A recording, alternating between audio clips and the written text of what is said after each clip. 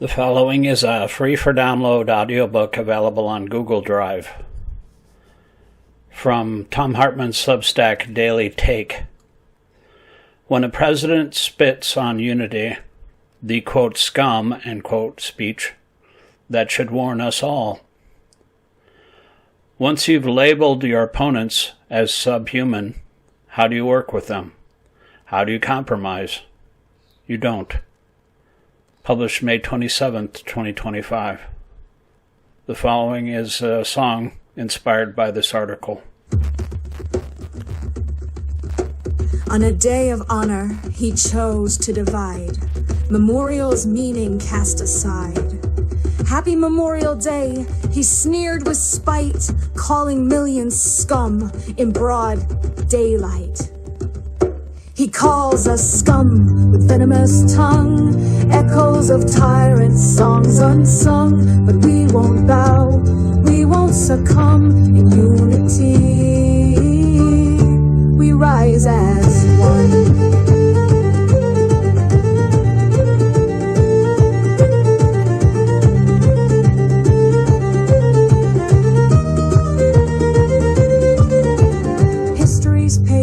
Warn us well of leaders who in darkness dwell, from Hitler's cries to Rwanda's pain, dehumanizing words so disdain. He calls us scum with venomous tongue, echoes of tyrant songs unsung, but we won't bow, we won't succumb. In unity, we rise as one.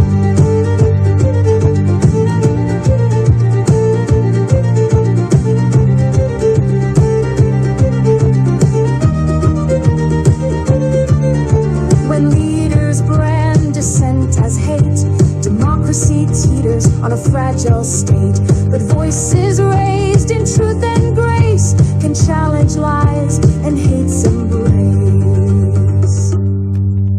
He seeks to fracture, to instill fear, but courage grows when we draw near. Teachers, nurses, neighbors stand, defending justice hand in hand.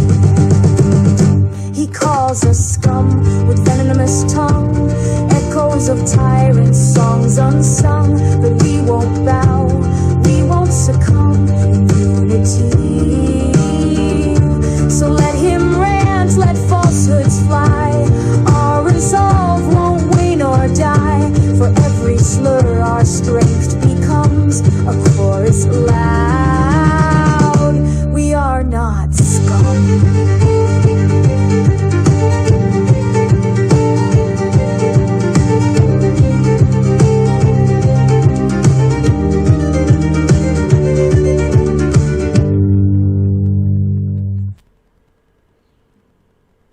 Trump opened Memorial Day in the most disgusting way possible, not by praising our fallen heroes, but by attacking Democrats. He wrote in his Nazi-infested social media site on Monday morning, quote, "Happy Memorial Day to all, including the scum that spent the last 4 years trying to destroy our country through warped, radical left minds," end quote. When the President of the United States calls members of the oldest political party in the world and a former president, quote, scum, end quote, it's not just another ugly outburst that embarrasses America before the rest of the world. It's a warning sign, a bright red flag. It tells us that something far more sinister than partisan posturing is at foot. Something our media has already decided to overlook in their perpetual effort to normalize the abominable. This kind of rhetoric isn't new, and it's not harmless. History has shown us again and again that when political leaders use dehumanizing language to vilify their opponents, they're actually laying the groundwork for authoritarianism, repression, and violence. In a healthy democracy, political disagreements are expected. Even fierce debates over policy and direction are part of the process. But a functioning democracy depends on a shared understanding that both sides, no matter how much they disagree, are legitimate participants in the system. The moment that idea is tossed aside, when one side starts branding the other not as the loyal opposition, but as enemies, traitors, or, quote, scum, end quote, democracy starts to fail. When a president engages in this kind of language, he's not just lashing out at critics. He's explicitly trying to erase the legitimacy of any voice but his own. This tactic is not original. It's ripped from the playbooks of authoritarians throughout history. Hitler routinely referred to Jews, communists, and democratic socialists as, quote, vermin, end quote, and, quote, filth, end quote, conditioning the German public to accept ever-increasing acts of brutality and repression. In Rwanda, Hutu leaders called Tutsis, quote, cockroaches, end quote, on the radio for months before the genocide began. In Serbia, Slobodan Milosevic labeled political opponents and ethnic minorities as, quote, parasites, end quote, and, quote, traitors, end quote, before launching ethnic cleansing campaigns. Language like this isn't about winning arguments. It's about destroying opposition. Donald Trump has flirted with this disgusting sort of rhetoric for years, calling the press the enemy of the people, mocking disabled journalists, referring to immigrants as animals, and branding his political opponents as radicals or traitors. But labeling Democrats, over 45 million American citizens, as scum is a different level of escalation. It's not just lame name-calling. It's a signal, a test balloon, a way of seeing how far he can go. And if there's no consequence, he'll go further. What happens when a leader no longer sees himself as the president of all Americans, but only of those who worship him? What happens when one party becomes synonymous with the state and all others are demonized? You get systems like Vladimir Putin's Russia, where opposition leaders are jailed, poisoned, or pushed out of windows. You get Viktor Orban's Hungary, where the ruling party rewrites the constitution to lock in power and crush dissent. You get a country where elections still happen, but they no longer mean anything. Trump's use of the word, quote, scum, end quote, may seem just like another day in MAGA world, but it is, in fact, part of a much larger and more deliberate strategy. It's designed to radicalize his base, to cast Democrats not as fellow Americans with different ideas, but as dangerous enemies who must be defeated at all costs. It's designed to terrify Trump's opponents and paralyze the media. When you convince people that the opposition is not just wrong, but evil, the next logical step is to justify extraordinary actions to stop them, whether that's purging them from government, throwing them in jail, or inciting paramilitary violence against them. We've already seen where this leads. January 6th, for example, wasn't some spontaneous tantrum. It was the inevitable result of years of delegitimization and demonization of Democrats. The people who stormed the Capitol sincerely believed they were saving America from, quote, scum, end quote, who had stolen the presidency. They were acting on the poisonous lie that only one side had the right to rule, and that any electoral outcome that contradicts their will is illegitimate. That lie came straight from Trump and his morbidly rich neo-fascist enablers. This is how democracies die. Not all at once, but in a slow, deliberate campaign of character assassination against political rivals, institutions, and the rule of law. It happens when the strong man convinces just enough people that he alone is the embodiment of the nation, and that anyone who opposes him is a threat to the country itself. And once that belief takes root, atrocities become not just possible, but justified, and in most cases inevitable.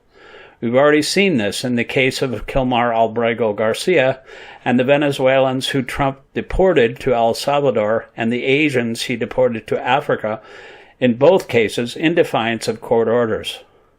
From Pinochet throwing small d Democrats he called, quote, Servios and terroristas out of helicopters over the ocean, to Stalin using the phrase enemy of the people to describe democratic advocates, and Mao calling educated people monsters and demons as he killed an estimated 35 million of them.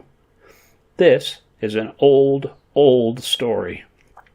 It's the same type of language that the Klan used for centuries here in America as they embarked on campaigns of terror and murder, and that the paramilitary groups that have largely replaced them in the 21st century continue to use. It's also important to note that when Trump calls people who didn't vote for him, quote, scum, end quote, he's not just talking about elected officials. He's talking about more than half the country. He's talking about your neighbors, your co-workers, maybe your family members. He's talking about teachers, nurses, scientists, union workers, veterans, millions of Americans who simply don't buy into his brand of neo-fascist grievance politics. He's trying to turn Americans against each other so he can seize even more power out of the chaos he creates. This kind of dehumanization also serves a more practical political purpose. It undermines accountability. If Democrats are, quote, scum, end quote, then their investigations into Trump's corruption are not legitimate. If the media is, quote, fake news, end quote, then any critical reporting is a hoax. If the courts rule against him, they're, quote, rigged, end quote. It's a classic authoritarian tactic. Delegitimize all checks on your power and paint yourself as the sole source of truth. In doing so, Trump is also poisoning the well for any future attempt at national unity or reconciliation. Once you've labeled your opponents as subhuman, how do you work with them? How do you compromise to do what's best for the country? You don't. And that's exactly the point. He doesn't want to compromise. He wants domination. He wants a political system like in Russia or Hungary, where the only choice is himself. We can't afford to normalize this. We can't laugh it off as Trump being Trump. We can't wait and hope that someone somewhere will step in and draw the line. We have to be that line.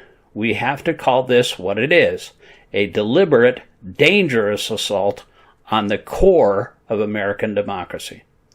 Words matter. In every fascist movement of the 20th century, it starts with the words. Before the arrests, before the beatings, before the camps, were the words. And in every case, those words went unchallenged until it was too late. It's not too late now, but we are closer than we've ever been.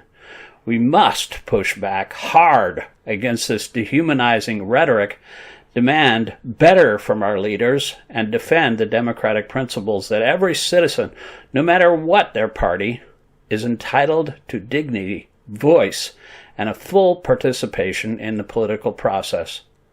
Because once a president gets away with calling fellow Americans, quote, scum, end quote, it's only a matter of time before he treats them that way.